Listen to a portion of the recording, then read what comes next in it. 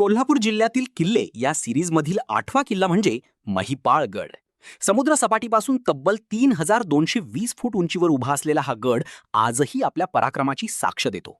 स्थानिक समजुतीनुसार हा किल्ला प्राचीन काळात महिपाल नावाच्या राजाने बांधला होता. सभासद बखरीत उल्लेख आहे की छत्रपती शिवाजी महाराजांनी जिंकलेल्या 111 किल्ल्यांपैकी महिपाळगड हा एक होता.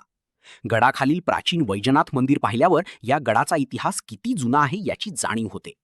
पण महिपाळगडाचा सर्वात रंजक किस्सा युद्धाचा नाही, तर इथल्या लोकांच्या अंगभूत लष्करी कौशल्याचा आहे.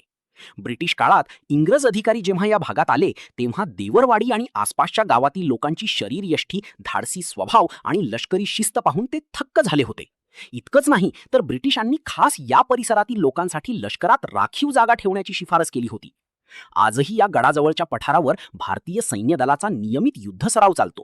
म्हणजेच महिपाळगडाचा लढाऊ वारसा अजूनही जिवंत आहे.